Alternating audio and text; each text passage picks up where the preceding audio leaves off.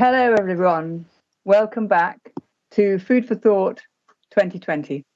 I'm Fiona Godley, Editor-in-Chief of the BMJ, and it's my great pleasure on behalf of the BMJ and the Swiss Re Institute to open day 2 of this virtual conference on the science and politics of nutrition. We had some great discussions yesterday on diabetes reversal, with optimism from most panelists that we can shift from treatment to reversal using dietary change. And also on salt reduction, there was some common ground on salt restriction for people with raised blood pressure, but less agreement, I think it's fair to say, on the level of salt intake that should be recommended for the general population. You can view both of these sessions on the Swiss Re and BMJ.com websites. You can also read the series of articles in the BMJ published this week at bmj.com/food for thought 20. So today we have 3 sessions for you, each of about an hour, with breaks in between to accommodate some time zones, different time zones of our speakers, and to allow you to move about and do some emails and maybe even eat some food. And the question, of course, for all of us is, what food should we be eating to stay healthy? What can the experts agree on? Where are the areas of disagreement? And what can we do to improve the evidence base for nutrition guidance?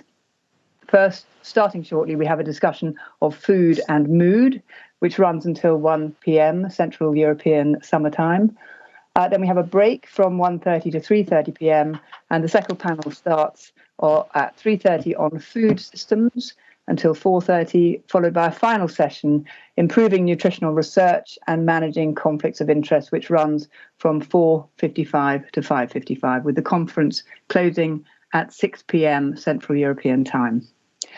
Please put your questions for the panelists via the chat function, and these will be fed into the discussion. Please also feel free to tweet on #FoodForThought20.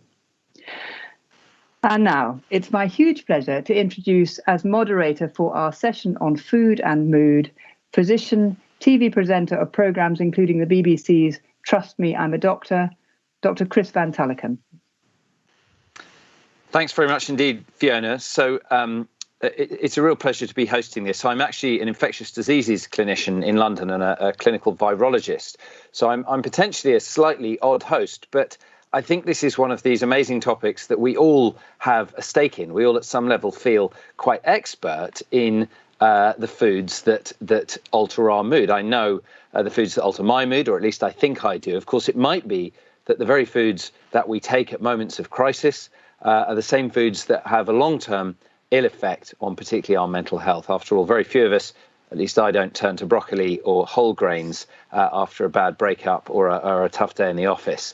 For once, the interests of the sponsor really speak to this. The sponsor and I think all the speakers have the same beliefs and ambitions, if for different reasons. Swiss Re is one of the world's largest reinsurance companies, and we would all like people to eat better and live longer, healthier lives. Of course, in the case of Swiss Re, they have this ulterior motive. They've developed a model showing that if we all ate properly, they might have up to a 13% reduction in total death claims.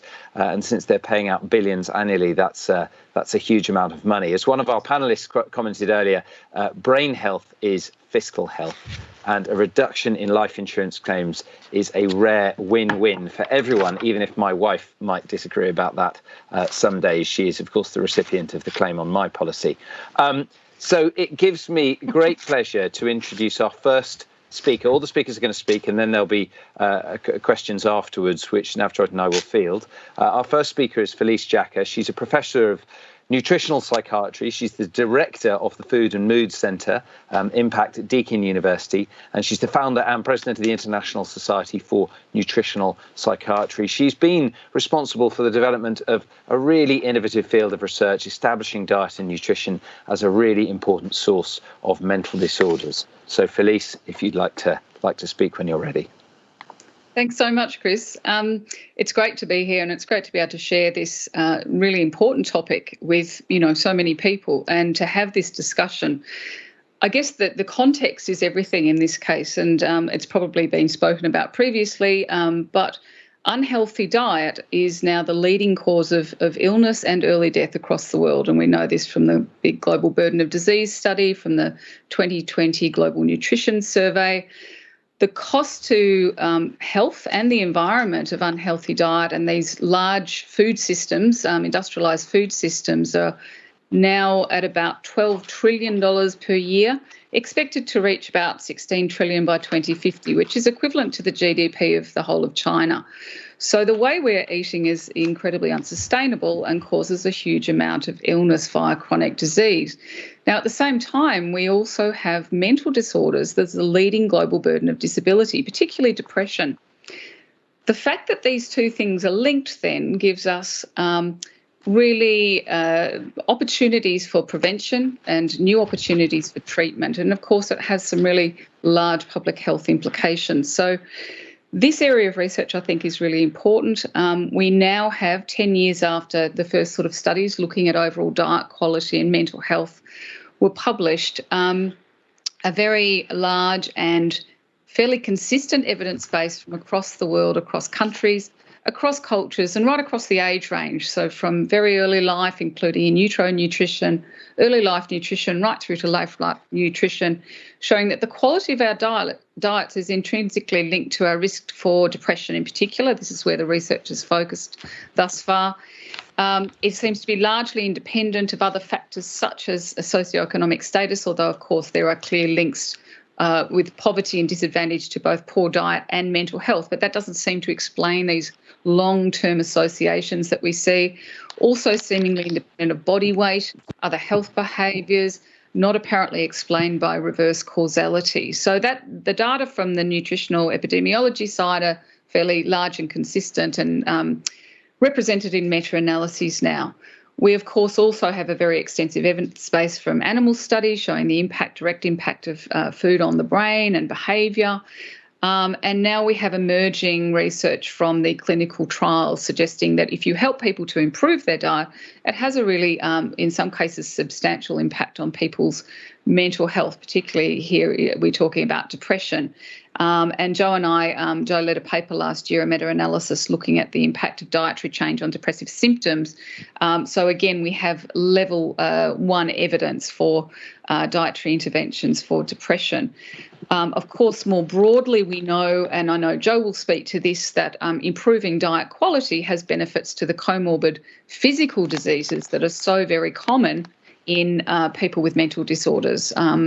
So there's a double benefit. What we showed with our SMILES trial, which was the first of several studies now to take a dietary approach to treating clinical depression, was that if you help people to improve their diet, A, they can do it, B, they experience a pretty good benefit to their mental health, C, the degree of their dietary change correlates pretty closely with the degree of their improvement in their mental health symptoms, but really critically, it's highly cost effective to do this. And in our study, in the study that followed, had a proper economic evaluation showing that there were really notable cost savings by taking a dietary approach to treating depression. So really it's a win-win. At the Food and Mood Centre, we've got more than 20 studies underway, more planned. We hope to extend what we're doing to look at other mental health conditions outside of just the common mental disorders, depression and anxiety.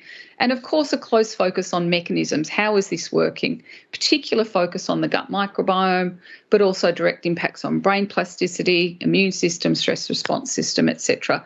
So it's a really interesting area of research. It's has enormous potential, but public policy is really the target of a lot of the things we do, as well as clinical services. Felice, thanks very much indeed. I'm going to follow you, if that's all right, because I think a lot of what you've said is going to inform some of what Joseph said. There's a logic to the order of speakers. Joseph Firth is going to speak next. He's the Presidential Fellow in the Division of Psychology and Mental Health at the University of Manchester, and his current research focuses mainly on the interface between physical and mental health in people with mental illness. And of course, he had a big paper published yesterday with other authors in the BMJ, Food and Mood, How Do Diet and Nutrition Affect Mental Wellbeing. Joseph, it's a great pleasure to have you with us today. Well, thanks very much for the introduction, and thanks to everybody for joining us today. It's very hard to follow somebody like Felice on something like this, but I'll do my best. My research primarily examines the interface between physical and mental health, as Chris noted, but particularly with regards to trying to understand and reduce physical comorbidities associated with mental illness, examining how certain health behaviours may impact on the risk or outcome of metabolic diseases in people living with mental illness usually. Now, for this new article, which we've just published in the BMJ, it focuses on something obviously related, but a little bit different in terms of examining the relationships between diet and mental health. And for those of you who haven't had a chance to read it yet, I can give you a little brief overview just to get us started. So the article, first of all, starts off with discussing the relationships between food intake and mental health. And of course, these are bi-directional in some respects. The obvious example is one that Chris gave earlier in regards to how somebody with low mood is probably more likely to eat unhealthy foods rather than healthier options, as kind of like comfort foods. But then even beyond that, as Felice mentioned, mental illness itself is linked to a broad range of environmental and socio-economic circumstances that can actually limit people's ability to maintain a healthy diet. And then also, even the medications actually used to treat mental health conditions can have side effects which can interfere with people's appetite and other health behaviours. So it's very easy to think of lots of examples of how the links between diet and mental health can work in both directions. And we try to touch on some of those to set the article in context before discussing some of the kind of newer evidence around how diet and certain foods could directly impact on mental health quite broadly, but particularly in relation to mood. So we examined just a few different neurobiological pathways that have been put forward, looking at the role of high sugar diets and how certain foods could influence inflammation and mental health. And then, of course, the newer and exciting role of the gut microbiome in potentially explaining diet and mental health connections. But then the article concludes on some kind of central messages which apply across the board, really, when we're thinking about diet and mental health in the context of healthcare.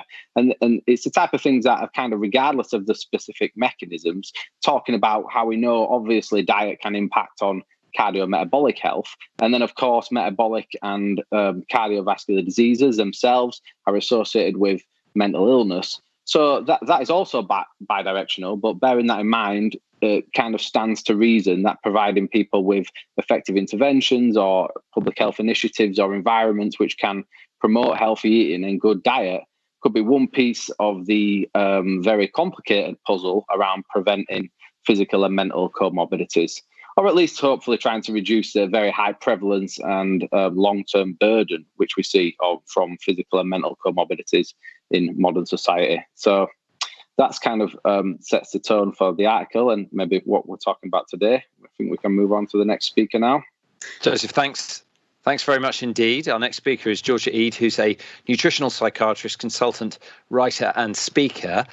She's a board-certified psychiatrist and she specialises in nutrition science, brain metabolism, mental health. She's got a wide clinical practice in lots of different settings, and she's worked as a nutrition consultant at Smith College and at Harvard University Health Services, where she was one of the first people to offer nutrition-based approaches as an alternative to conventional care for the students and staff there. Georgia.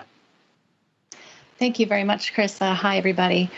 So people are confused about what constitutes a brain-healthy diet. And there's broad consensus that the so-called Western diet is unhealthy, but less agreement about what makes it unhealthy. So contrary to popular belief, the signature ingredients that distinguish the Western diet from all healthier diets that came before it are not red meat and saturated fat, which we've been consuming since time immemorial, but refined carbohydrates and industrial oils, which set the stage for chronic inflammation, oxidative stress, and insulin resistance. These are common underlying features of most neuropsychiatric conditions.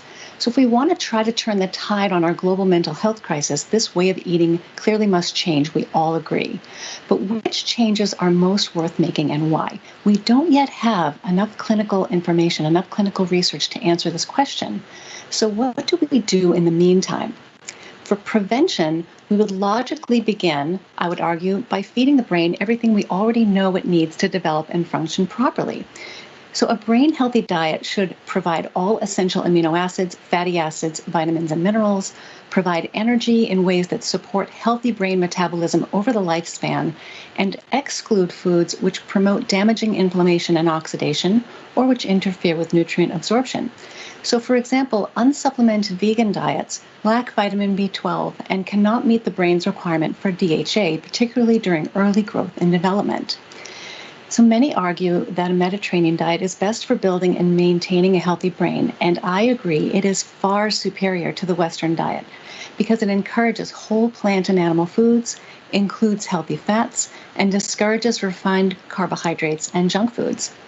However, it also discourages full-fat animal foods, sanctions use of up to 2 glasses of red wine per day, which is an addictive neurotoxin that promotes oxidative stress, and requires nutrient-poor grains and legumes, which interfere with absorption of essential minerals such as calcium, magnesium, iron, and zinc. Therefore, for those who are willing to do it in my practice, I recommend as an even healthier starting point a pre-agricultural diet of whole plant and animal foods that excludes grains and legumes. And for those who prefer not to eat animal foods, I recommend careful supplementation in my practice. But what about treatment? If improving dietary quality with a Mediterranean-style or paleo-style diet doesn't do enough to relieve symptoms, what do we in clinical practice do? I believe everyone in this day and age seeking help for a mental health condition deserves a metabolic evaluation to identify potentially reversible causes of brain dysfunction. So I begin with testing for things like nutrient deficiencies, inflammation markers, and markers of insulin resistance. The growing majority of us now have insulin resistance, characterized by blood glucose and insulin levels that run too high, and it's just as bad for the brain as it is for the body. Every time blood glucose spikes, brain glucose spikes as well, triggering damaging waves of inflammation and oxidation. Every time insulin rises and falls, stress and appetite hormones follow suit, destabilizing mood, sleep, and eating patterns. Chronically high insulin levels can lead to insulin resistance at the blood-brain barrier, making it increasingly difficult for brain cells to burn glucose for energy. In fact, multiple lines of high-quality evidence point to insulin resistance as the key driving force behind most cases of Alzheimer's disease, often referred to now as type 3 diabetes. So for people with insulin resistance and mental health problems, I highly recommend a low-carbohydrate whole foods diet. A century of epilepsy research tells us that ketogenic diets can stop seizures in their tracks and therefore have profoundly stabilizing effects on brain chemistry. Ketogenic diets are powerful biochemical interventions that lower glucose and insulin levels and provide the insulin-resistant brain with a much-needed alternative fuel source, ketones, which can easily enter the brain and be used by about 2/3 of brain cells. Home glucose and ketone monitoring provide real-time data that spark curiosity and empower people to discover for themselves how their food choices, how their chosen diet affect their mood, energy, concentration, glucose, and ketone levels. No diet, including the ketogenic diet, is right for everyone or works for everyone. But what have I seen in my practice with the ketogenic diet in particular? People with crippling anxiety feeling at peace, people with ADHD focusing without stimulants, people with early Alzheimer's gaining improved mental clarity, and people with years of suicidal ideation looking forward to the future again. The exciting field of metabolic psychiatry is in its infancy, and more research is welcome and needed to convince the skeptical. My hope is simply that the nutrition hypotheses we test and recommend be rooted in brain biology rather than dietary ideology. Thank you. Georgia, thanks very much indeed. The Mediterranean diet is very much misunderstood, I think, in much of the United Kingdom as Italian pizza and pasta and kebabs from the southern Mediterranean, but at least that's my interpretation of it quite often when I choose. Thanks, Georgia. So our last speaker is Kimberly Wilson. She's a chartered psychologist. She's an author with a recently published book. I don't know if I'm allowed to say the name. And she's a visiting lecturer and governor of the Tavistock and Portman NHS Mental Health Trust. She believes that the way we think about mental health is quite flawed. And she has an integrated philosophy of whole body and mental health, which she's written widely about. Kimberly, I'll hand over to you. everybody. I think my position kind of sits at the intersection between research and clinical work. So that translation of the research, bringing it to the front line, but also with SciComms, helping people to understand the science communication and be able to implement the practical aspects of the research and the top quality research that we're gaining in this field into everyday life. I think there's a real problem with translation. We know that it takes somewhere near 10, sometimes 20 years for the research to trickle down into frontline treatments. And with the pressing global concerns over mental health, we have a global mental health crisis, we need to be maybe turning that over a little bit more quickly. We know, for example, that certainly outside of Corona times, that dementia is the leading cause of death in the UK. It's not cancer, it's not diabetes, it's not heart disease, it's dementia. And as Joseph's article says, that anxiety and depression are leading causes of disability globally. So actually some of our leading causes of death and disability around the world are disorders of the brain and mental health. And yet we don't have a joined up, consistent health campaign, a public health campaign for the brain. Even Public Health England, we have smoking cessation, we have, reductions in alcohol and all sorts of lifestyle interventions, but there isn't a consistent integrated public health campaign for the brain. So if you stop the average person on the street, they can tell you 2 or 3 things they can do to take care of their physical health, but they have no idea how to look after the most complex and important organ in their body. So I think there's a real gap in the public's knowledge of the research and how to implement that research into practical ways. But also it's not just the public. Even as a psychologist, after my kind of basic neuropsychology training, psychologists don't get any training in the fundamentals of brain health. So how nutrition is important for maintaining brain health in states of health, even before we get to illness. And I suppose on that note, there's also the idea that mental health is the only realm, only sphere of health where, rather than think about the principles of prevention, we wait for something to go wrong first. We wait for the anxiety attack, the panic attack, the depression, maybe the psychotic break, and then move to treatment. What we're not doing is using the principles of prevention in the same way that we would asking people to reduce their intake of cigarettes to prevent lung disease. We can help people be informed in order to apply the principles of prevention.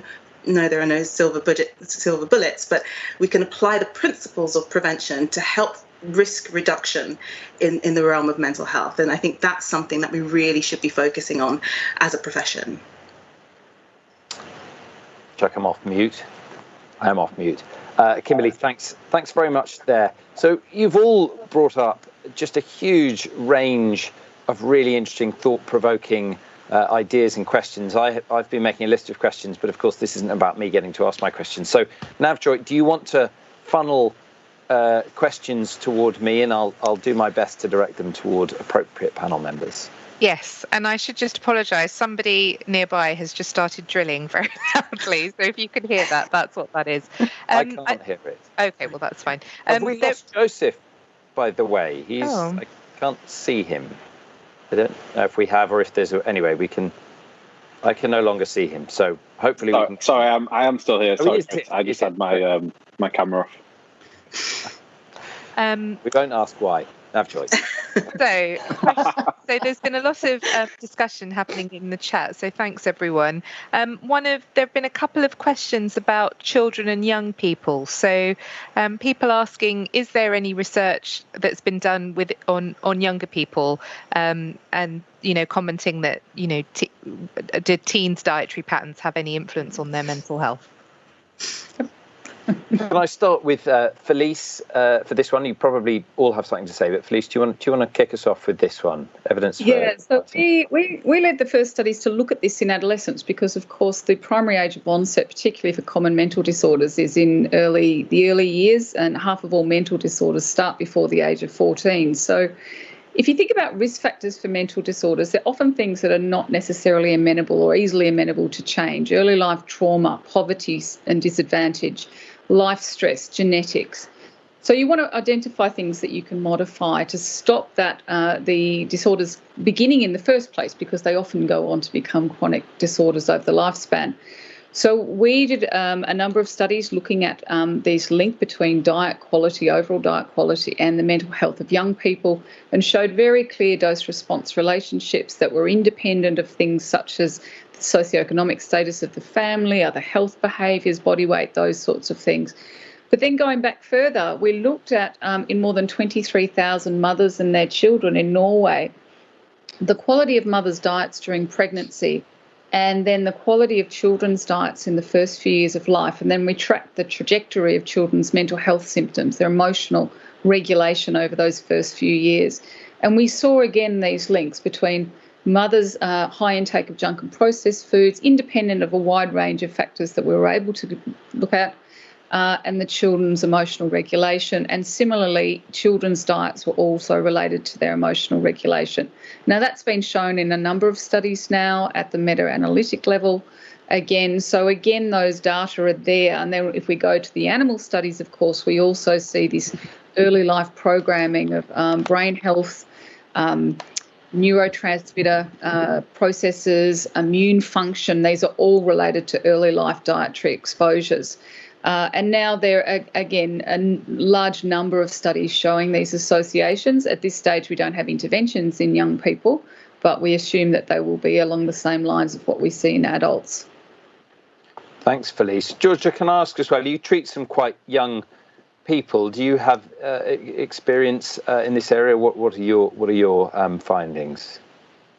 Well, there are actually some, I'm not a child psychiatrist. The youngest people that I work with directly are 18 years old. But there are actually some wonderful studies. They're not perfect, and we need more of them. It's really interesting studies on ADHD in children, some of whom were hospitalized because their symptoms were so severe.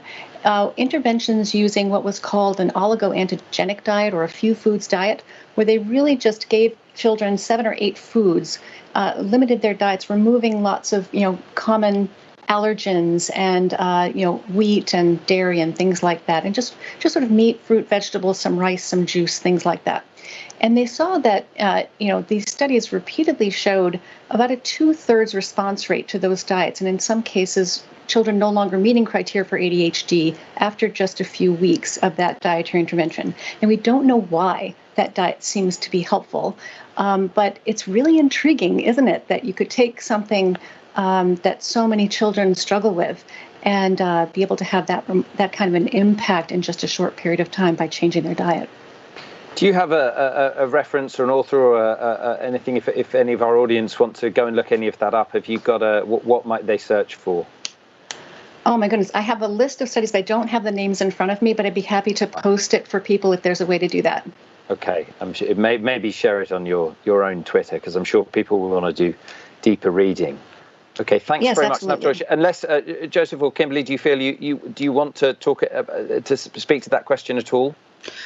Only to say, in addition to the micronutrient research, there's actually really interesting information coming through about the impact of hunger itself on children's brain development and behavioural functioning. And that's been a big issue in the UK. At the moment, we've been trying to think about how to make sure that children are being fed across the school holidays for children who are eligible for free school meals. And what we know is that children who are hungry find it very difficult to concentrate, but also much more impaired in impulse control. And they feel more aggressive. They have higher expression of cortisol, and that expresses itself as agitation. And so we have evidence that tells us that even when you control for other features of deprivation, children on free school meals are 4 times more likely to be excluded from school because of their behaviour.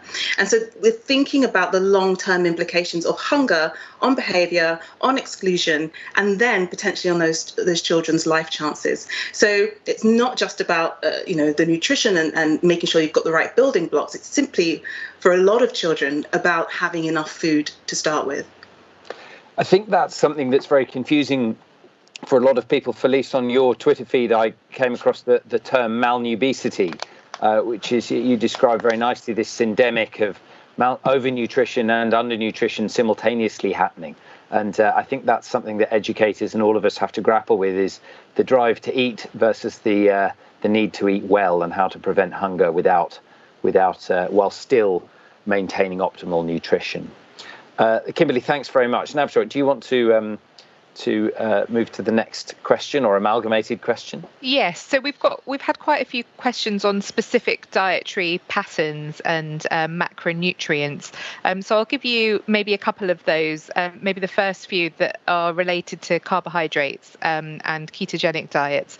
So one question was whether the panelists think that sugar addiction should be recognised by the DSM or ICD as a diagnosis. Another one, which was about advising people to go on the ketogenic diet. Is it a safe practice if they do that unsupervised? And then I suppose finally, on this theme of low carb and ketogenic diets, if a ketogenic diet increases LDL cholesterol, that has an association with dementia as well. What's the overall effect of a ketogenic diet on brain health? Sorry, mixed bag for you there. No, lovely. Okay, I'll try and divvy these up. And again, panelists, do sort of leap in if you want to. Let's talk about should sugar addiction be recognised in the DSM? Joseph, do you have a strong view either way on that? I wouldn't feel qualified to have a strong view either way, but I'd probably tilt towards not really needing more categories and classifications of mental health conditions in the DSM, particularly with regards to quite specific food groups. So I'd definitely go towards no, just from my personal experience. But that's probably all I feel qualified to say on that. Felice, I can see you nodding, Georgia nodding as well. Felice, do you have a view? What would be the effect of? Because there might be some rather obvious benefits. It certainly seems to meet many of the criteria for an addictive substance for some people. What would be the harms of recognising it, Felice? I think that I think firstly it's a problem to focus on individual micro or macronutrients when we're talking about health outcomes. Secondly, sugar is like many other things in life that interacts with our reward system and that promotes more of that behaviour. So there's sugar and sex and cigarettes and drugs and alcohol. There's a whole raft of things.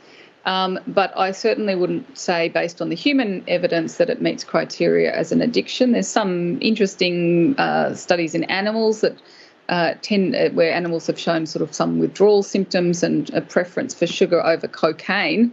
But I don't think in humans that the evidence would suggest that it should be classified as an addiction. And I'm always very concerned when a particular macro or micronutrient is demonised because it's just not supported by the evidence.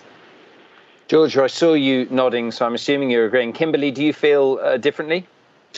I think that when we think about food, as well as the kind of practical aspects of the nutrition, we also need to remember that we have an emotional relationship with food. Food is much more just the nutrients on the plate, that it's also about our culture, our history, our family history, religious festivals, comfort, that actually we use food in lots of non-nutritive ways, and that it fulfills quite often or is associated with either a comforting memory or a state of relaxation or some other kind of emotional usage. And so I'm not on board with the idea of sugar as an addiction, because I think what it does is to narrow or kind of cut out of the way that people might be responding to food psychologically and emotionally. And it could be more useful to think about the underlying emotional needs than to just look at the nutrient itself.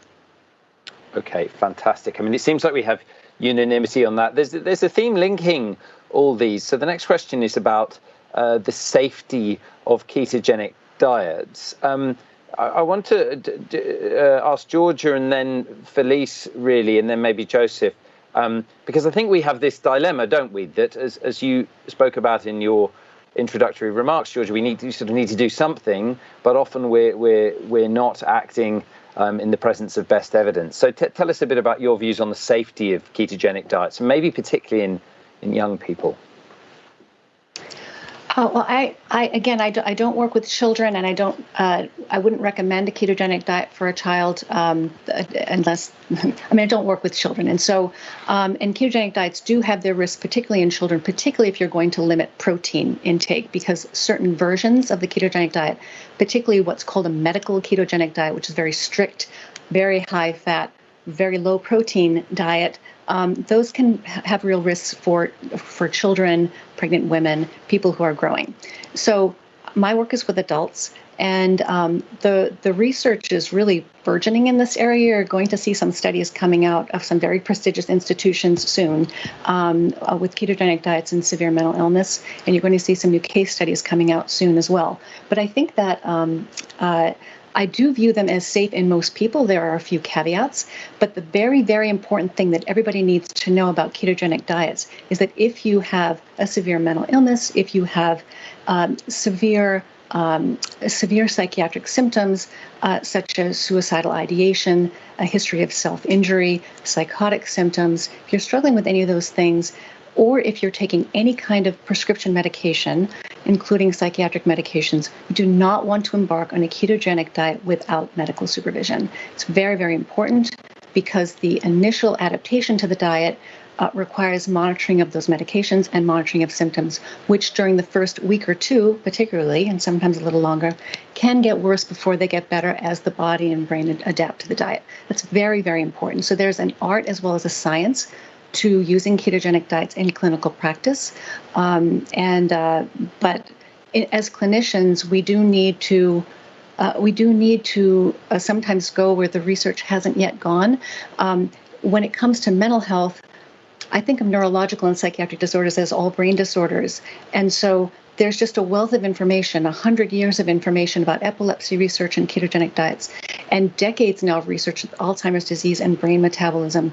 I feel like it's strong enough to go on that I can use it in an informed way with informed consent with my adult patients. And but I wouldn't recommend it offhand to everybody without learning more about it and getting supervision. And you talked earlier saying, we think there's a growing body of evidence linking insulin resistance to Alzheimer's, that you talked about it as type 3 diabetes. Do we have any robust data that shows that ketogenic diets really reduce risk of dementia, or that they reduce overall mortality? Do we know that yet? No, the research is not at that level, and we do need more studies. And the paper that just came out in the BMJ, as linked with this particular series of conversations, pointed out there have been a number of studies of Mediterranean diet and other similar diets. That information is it's mixed. There are some modest findings there. We need more research, but there haven't been any long-term studies of the ketogenic diet for for dementia or for any psychiatric condition, only for neurological conditions. And so, no, we don't know what's possible there.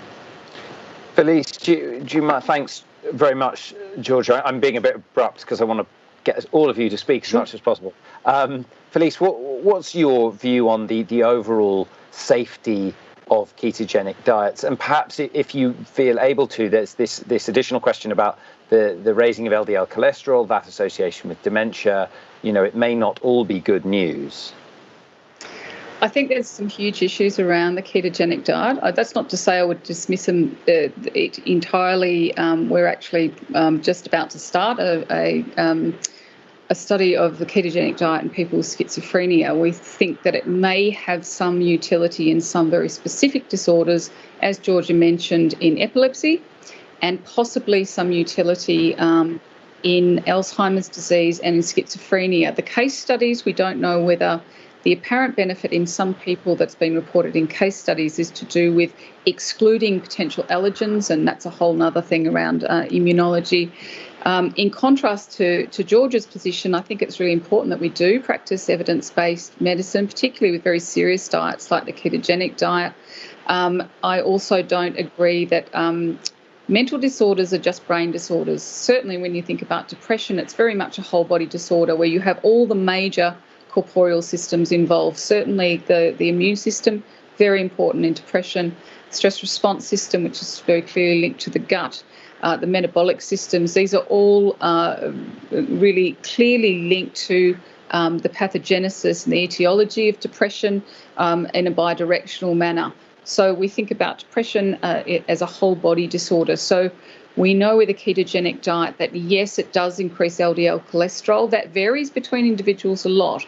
The recent studies that have come out, and it's important to say that there's no good data from psychiatric populations in terms of clinical trials. There's animal data, but humans aren't animals. There's case studies, but that's not enough to hang your hat on. What we do have is some clinical trials where they've tried to, for example, differentiate between the weight loss that may come from any sort of dietary intervention and the benefits that comes from that with the actual impact of the ketogenic diet itself. So for one example was a randomized controlled trial of healthy young adults in the healthy weight range. So these are young, healthy people, ketogenic diet for 3 weeks.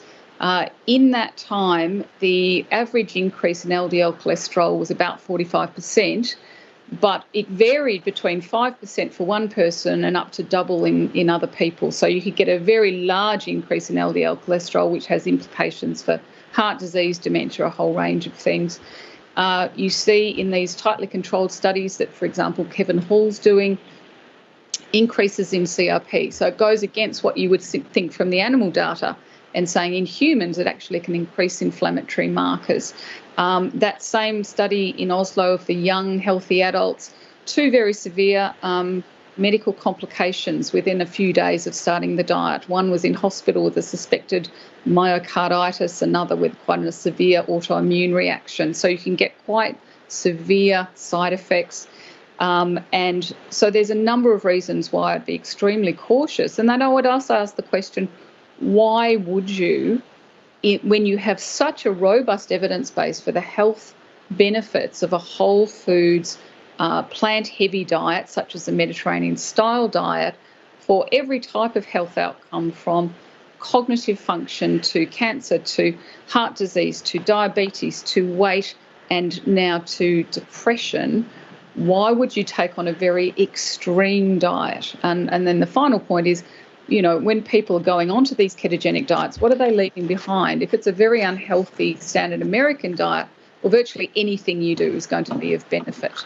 But, moving across to a whole foods diet where the evidence base is, and it's very robust and very extensive, that is what all the evidence suggests would improve all of those systems, those whole body systems. And it's not just about the brain. Thanks very much. I mean, both of you have given you're illustrating well the complexity of trying to delve behind the science, the literature, the evidence toward what we as individuals or we as clinicians should be doing. Thanks, Felice. So I think Navjot, we've sort of covered those 3, I think, unless, Joseph, you're burning to leap in, or Kimberly, should we move on to the next question? I could add a brief note, Chris, just very shortly, just about when we talk about safety in medicine, talking about the safety of the ketogenic diet, we often talk about safety hand in hand with safety and tolerability. And it is a little bit of a concern, the realistic tolerability of adhering to a ketogenic diet over the long term. And I would be cautious about recommending such a strict diet over, perhaps an easier help, especially for somebody who might be living with mental illness. They might already have barriers to even simple healthy dietary changes might be, a better first step, such as cutting down on excessive amounts of refined sugars. So I wouldn't want to put anybody off by, recommending a stricter diet over a simpler life choice. So I think it's important to consider these diets, not just along their benefits and safety, but also in the broader context of what we know about like human behavior change and health interventions in the real world, just beyond clinical trials and things. But just to add that note, just briefly.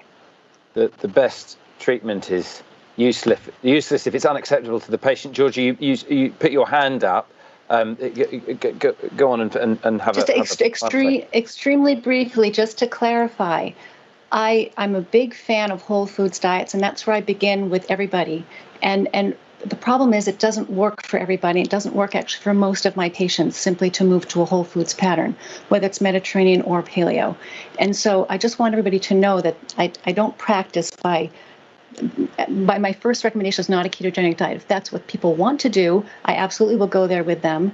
And there are many versions of a ketogenic diet, from strict to very kind of simple low carbohydrate whole foods patterns, which are very safe and easy for most people to adapt to. So just to clarify that, I want to make sure that my positions aren't being misconstrued as extreme.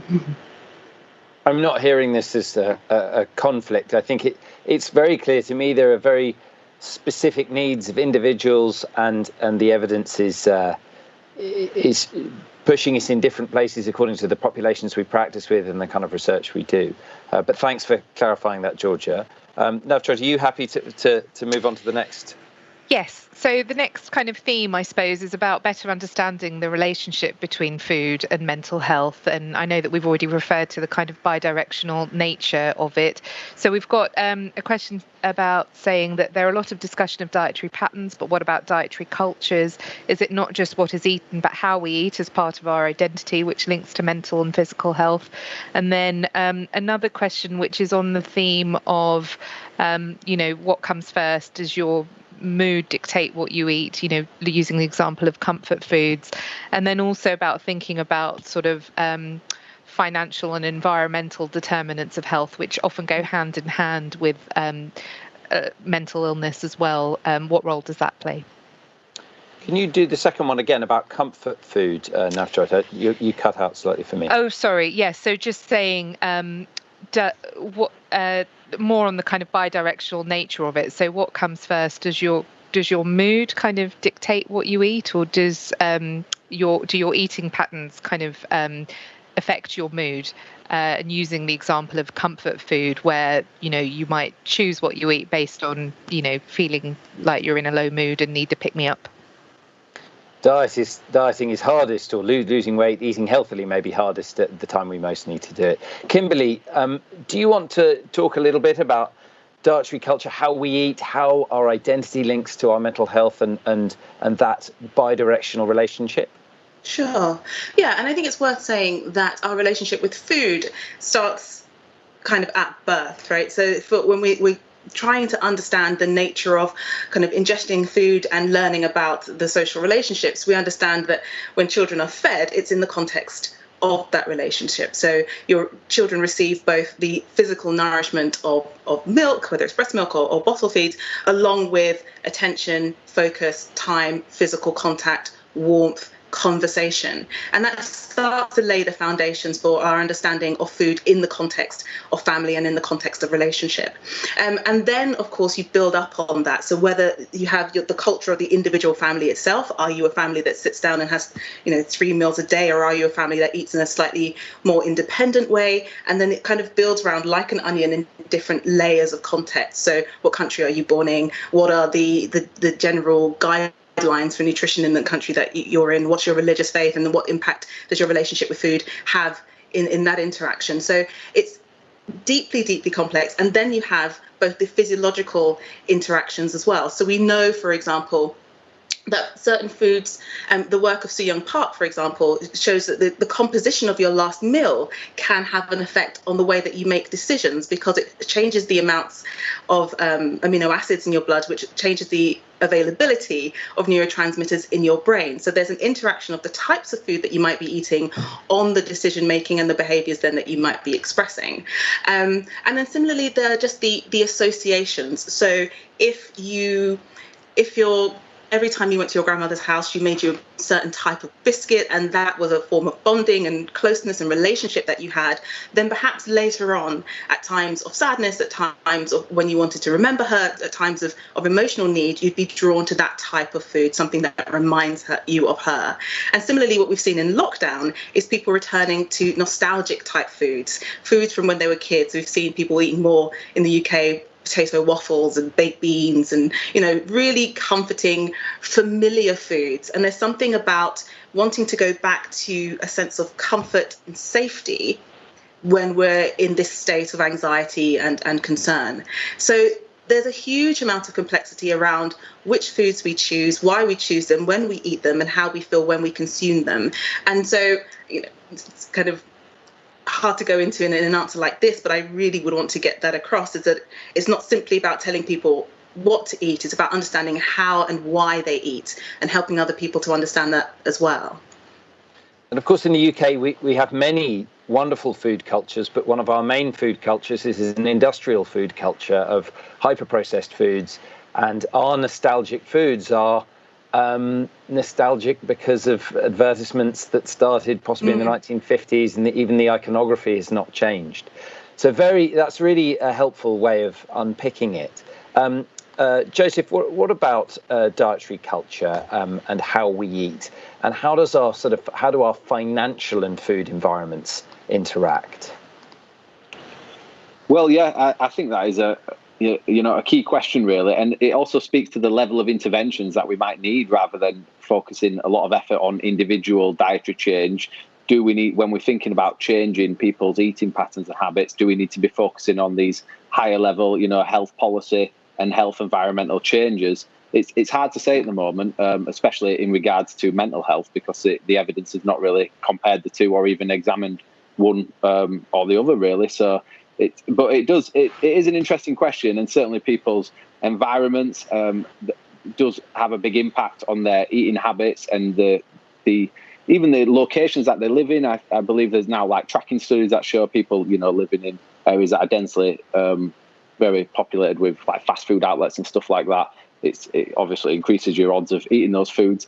And also, in particular regards to what we're talking about today with regards to mental health, those same like socio and economic conditions which seem to tilt people towards having a poor diet are also strongly associated with having a greater risk of mental illness. So it kind of, one leads to the other, really, and it's hard to even begin addressing those massive problems, because then it becomes about like social change and things. So I think as researchers, it's sometimes nicer to just, focus on, this individual is presenting with a mental health problem, can we address their diet in an effective way that benefits them physically and mentally? And I think that's where we're at with the research so far.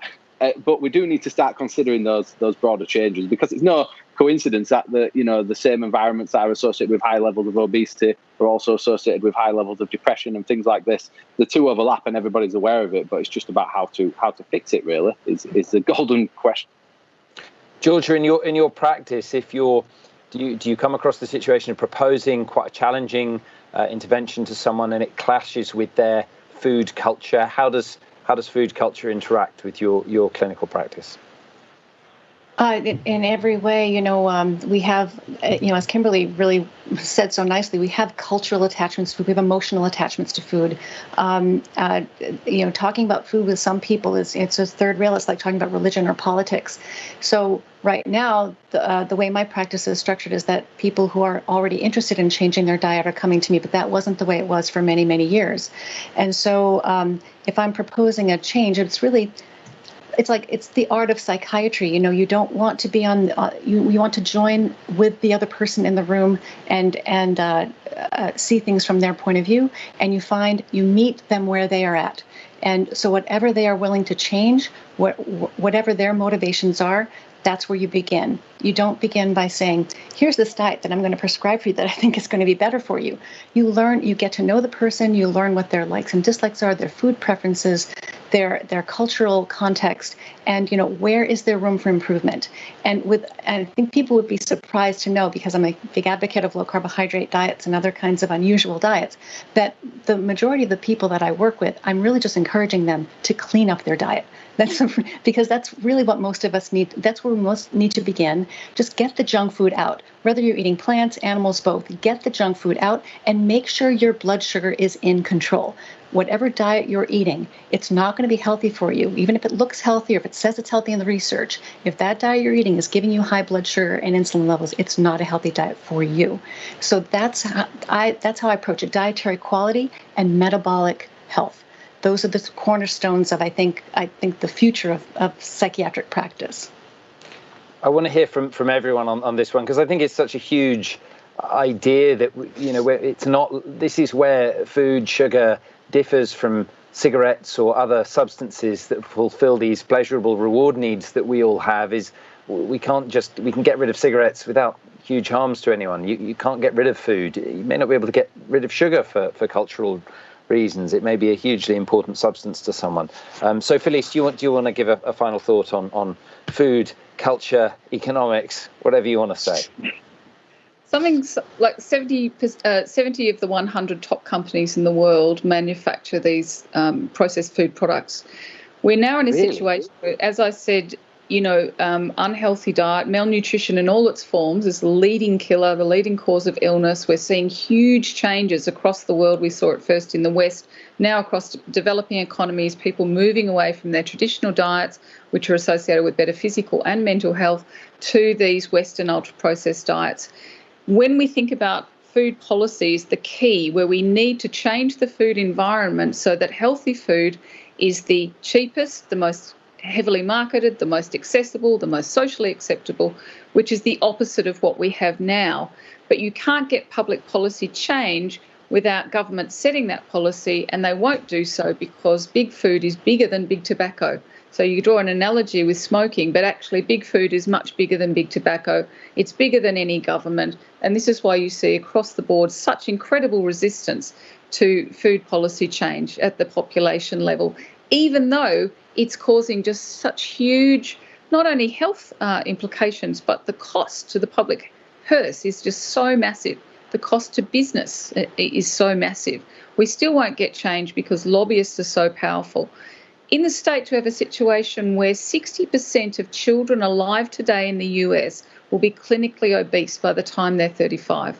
Not overweight, obese. And this is because of these large-scale changes to the food environment, where particularly countries like the US, it's been many generations so that people think that this is normal, that this is a normal way to eat. And then they get hung up on these details. And then, of course, the food industry is very good at these messages about the nanny state and individual choice. And the right-wing governments take that position too and say, well, it's your fault if you get sick, you didn't eat properly, you had the choice to eat that way.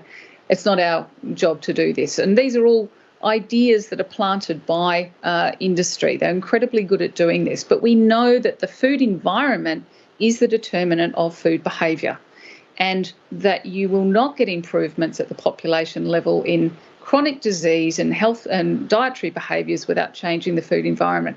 And that requires policy. What we're going to need to do to get there, I do not know, because nothing seems to be working thus far. Well, sorry. Lovely note. Great. Okay, next question.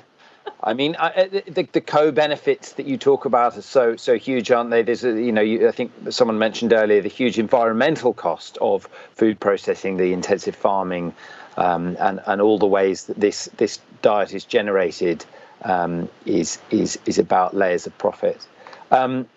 Great. Well, I'm sure. Let's Navjoyt, can you funnel us toward a more optimistic ending? We've got 7 minutes left. Oh, you've frozen. There were so many, we won't be all, but just, I suppose, as we approach the end, there was a question asking what policies do panel members think government and local authorities should take to help people to eat well for their mental well-being? And I suppose the related question might be what, if you had a blank check from a research funder of your choice, where would you direct that? Okay, well, that's fantastic. So everyone's going to get an answer, but you've got about 1 minute each, if that's okay.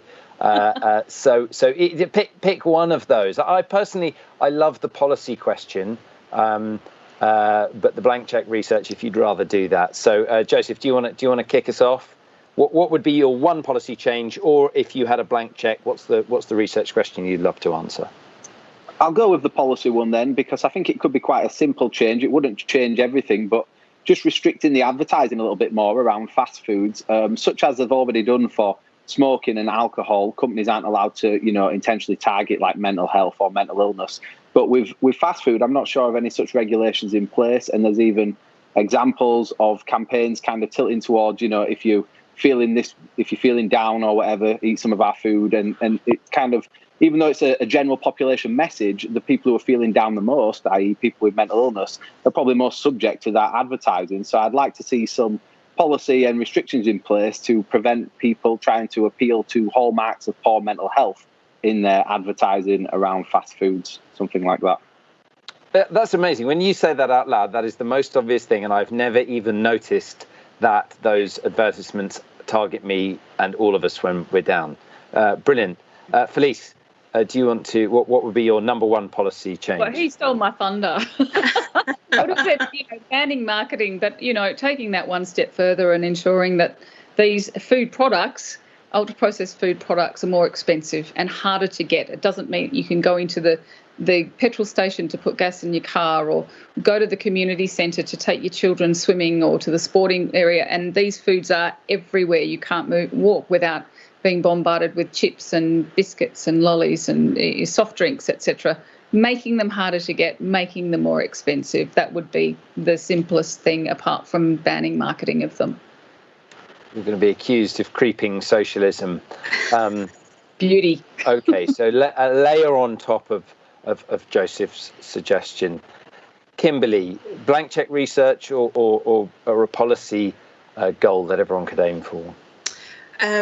Policy, I think a cross-party agreement that children shouldn't go hungry, that we need to focus on maternal and early years nutrition, the foundations of a healthy brain, of good brain development, of pro-social behaviour, of good mental health are laid in childhood, and that requires good nutrition. So we should be focusing, and it shouldn't be controversial at all, that children shouldn't be hungry and their brain should be properly nourished, whether they're from wealthy or poorer backgrounds. Very hard to accuse anyone of anything who demands that kids shouldn't go hungry. I've got a 4-week-old baby in the next room, and there is an extraordinary lack of support, even for really well-resourced people, to feed our children properly. Georgia, I'll finish with you. Policy, sure. Think the US. Well, the United States dietary guidelines, which set the tone for the guidelines for most dietary guidelines around the world, people may not realize explicitly recommend the consumption of refined carbohydrates as part of every dietary pattern they sanction. And the reason they do that is because what they say make half of all your grains whole. Well, what that actually means is you're making half of all your grains refined. And the reason why they do that, and they say this in their guidelines, is that because you can't fortify a whole food, you can't fortify a whole grain, you need those refined grains so that you can fortify them with nutrients that are missing in the diets that they're recommending to everybody. So what we need to do is we need to clean up, if we're going to have guidelines at all, which one could argue, do we or do we not need them? We need to clean these up. I had a patient in the hospital last week who was as a heart failure patient, a type 2 diabetes patient, in the hospital, and was fed sugary desserts, fruit juices, Jell-O with whipped cream, etc. There were no low sugar or whole foods available. He was served sugar in the hospital, and he was not able to get that change. The guidelines influence how hospitals feed people, how nursing homes feed people, how prisons feed people, and we need to at least get the junk out of our explicit dietary recommendations. It's a great point to finish with. I suppose if anyone's interested in my view, I would say that, and it speaks to everything you've all talked about, that those conflicts of interests are really at the heart of things, and that improved regulation of those conflicts. The conflicts make their way into our medical guidelines, our nutritional guidelines, our public health advice, and it's a real pleasure chairing this for the BMJ, and really this was a decision, I think, mainly of Fiona individually, to reject advertising from the infant formula industry, which is to say really rejecting a huge quantity of money from the very largest food companies in the world. And I hope they are paving the way for other journals to do that. But removing conflicts of interest and regulating those conflicts of interest tightly as we do in other areas would be my policy wish. So we're at 12:03. Thank you all so much. I mean, this is a subject I know something about, and this has been hugely educational for me, immensely enjoyable. And so I'm now going to hand back to Fiona Godley and thank our audience, of course, very, very much for listening, tuning in, and thinking something about something other than the viral pandemic, at least for this hour. So thank you all very much. Thank you so much, Chris, and thank you for your championing of health and well-being in so many ways. And thanks to our panelists and to Navjoyt, a really great discussion. So to the viewers, you can view the recordings of this and the other Food for Thought sessions on the Swiss Re website, and you can also read the Food for Thought articles on bmj.com/food4thought20, including the food and mood article that Joseph and colleagues have written, but also 2 articles relevant to this debate. One is on the public health response to ultra-processed food and drink, and the other is on the role of industry, the influence of industry on our diets. So this ends the first session of today, and we now have a break.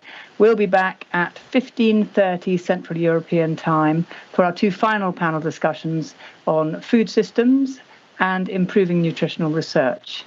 So thank you for joining. See you then.